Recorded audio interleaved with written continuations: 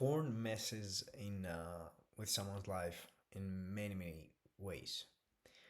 There's many disadvantages to it, and a lot of people, when they use porn or when they first get into porn, what they think is that it has some benefits, and in hindsight it does, but it doesn't really.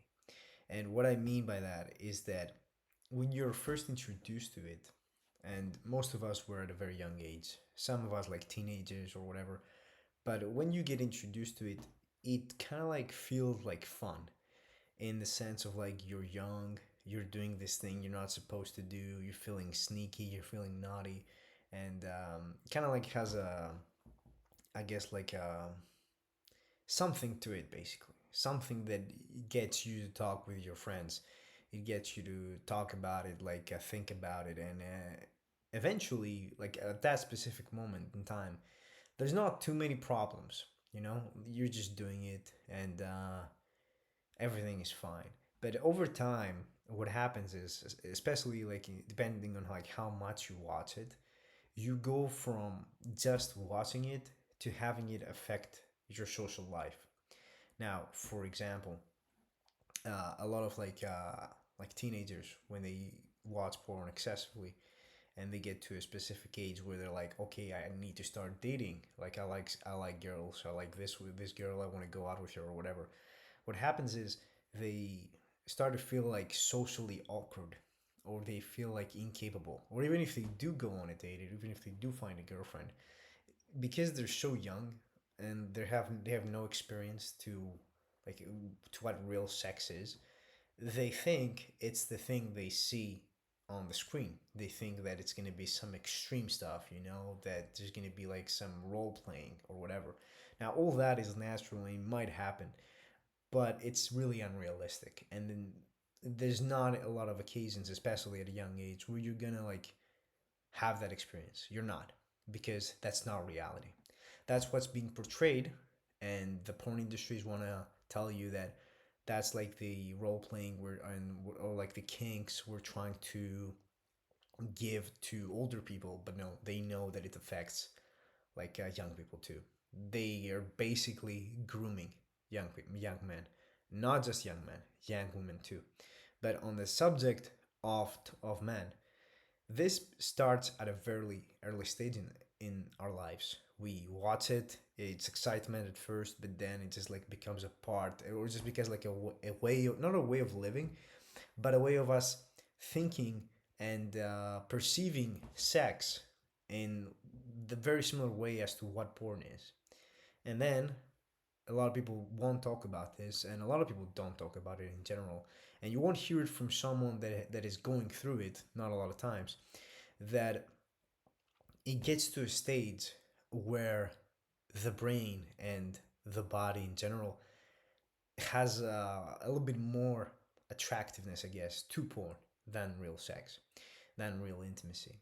And that usually happens to people that have been rejected in their life, like a lot, or people that don't feel good about themselves and they do not feel they can, I guess, compete.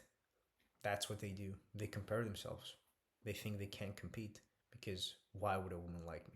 Why would they like me the way I am? I have all this negative stuff about me. And now I don't want to touch on that necessarily because obviously that is not true. Every person is special and every person has good traits about him and bad traits about him. You are not judged, even though society wants to make you wants to make you feel that way. You're not judged by your wrongdoings or like the things you, or like how you look or how you like whatever. You're not that. That's just a part of you, not the whole picture.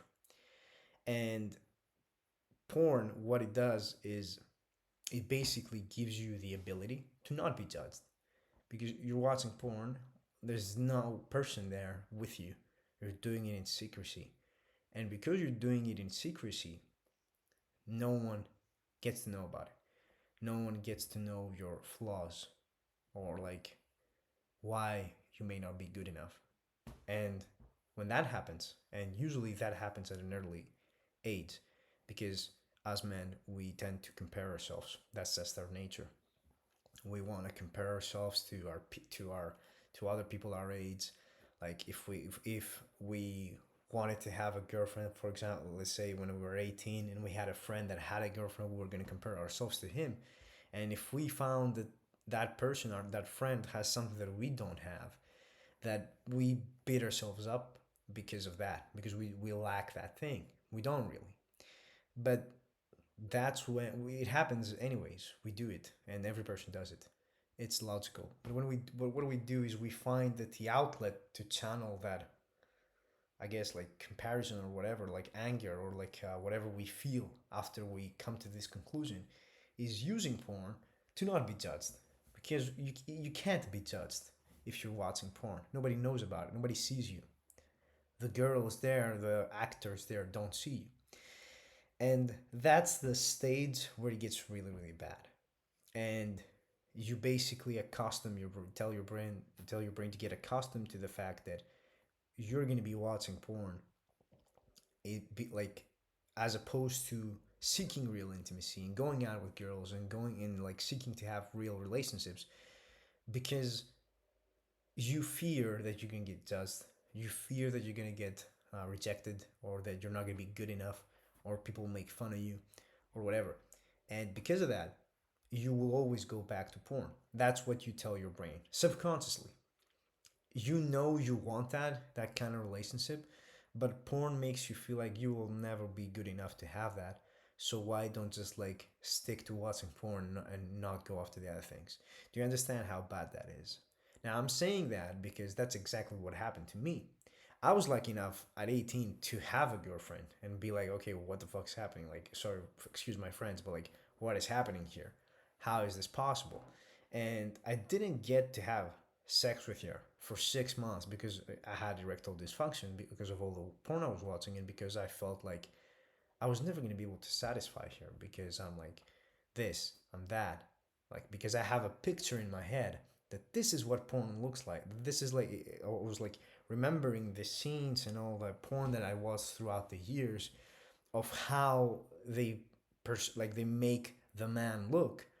And I'm like, okay, this is what women like. They're not gonna like the other thing. But that thing is not real.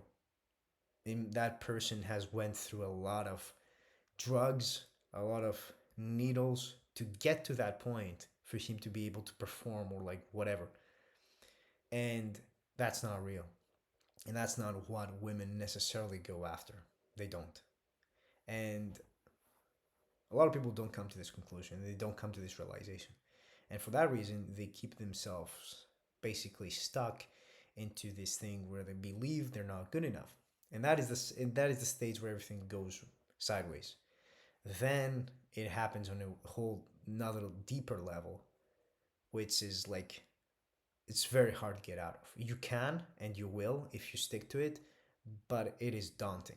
And that is the fact that once you come to this conclusion that you're not good enough or whatever, you're getting rejected, like you don't think women will like you, don't think this can happen, you don't feel worthy of this being in your life, like the happy relationship, the intimacy, whatever, then you start realizing that porn is kind of like your solution to everything, not just the rejection, not just the intimacy.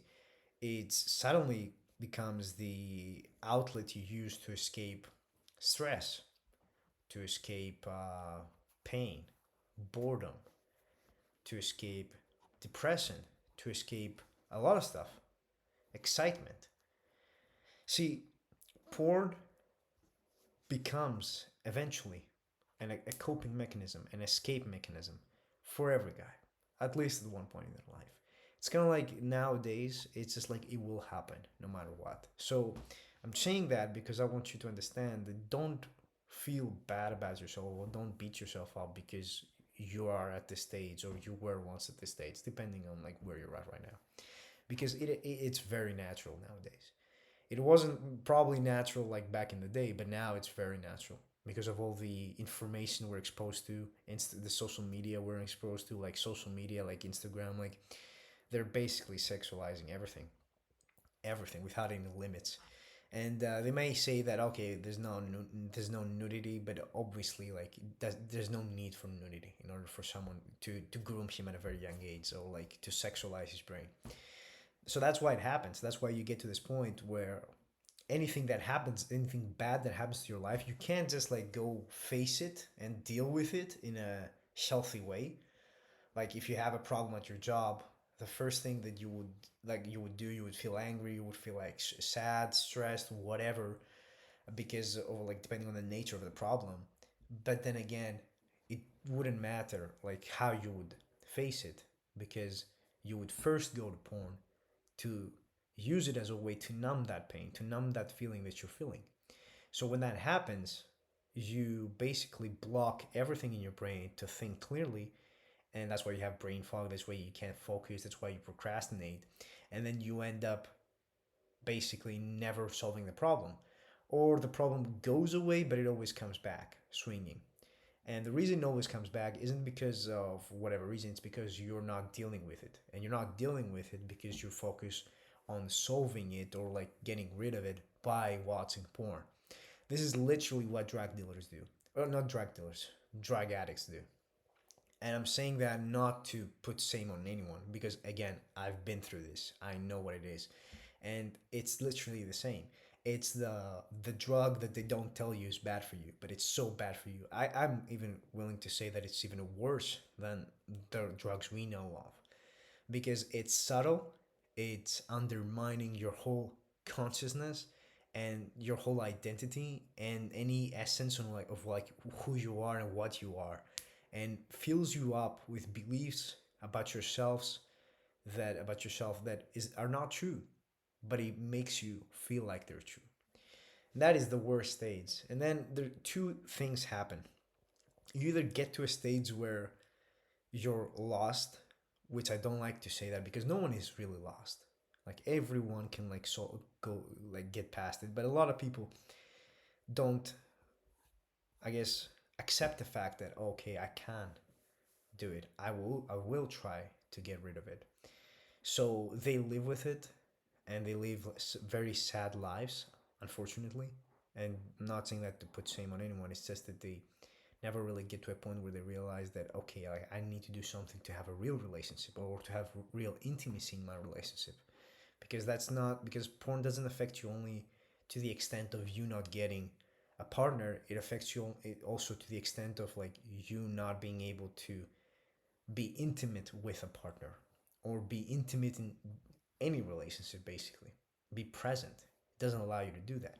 So what happens is you are led to the point where you choose to either stay with it or not. And if you choose to stay with it, your life's going to look pretty bad.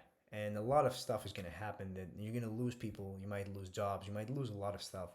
And you might not even relate it back to the porn problem. But everything starts from there, because it was just like a fun thing you did, but it somehow happened to be a thing that ruled over your life. Or you can choose to do the other thing, which is try to quit it. Now that's where things get really bad, because when you try to quit it, you basically come to the agreement with yourself that this is bad for me. And when you come to that agreement and you try to force yourself to quit it, your brain, once you don't quit it and you relapse, which is going to happen, it's normal, is going to make you feel like you're nobody.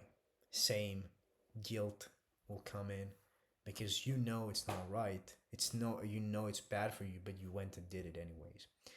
Now, my words may sound like I'm putting I don't know, like I'm lighting up the fire and it's already big, but what I'm trying to say is that the problem isn't that you're trying to quit or that you're not trying to quit. The problem is that you haven't looked in the beginning when it happened and why it happened and what were you trying to solve by watching porn.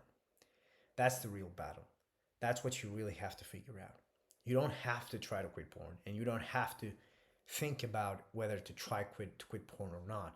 You just have to find out why you're watching it. And once you understand why you're watching it, which I basically explained a process in my previous video. If you want, you can go check it out on my channel.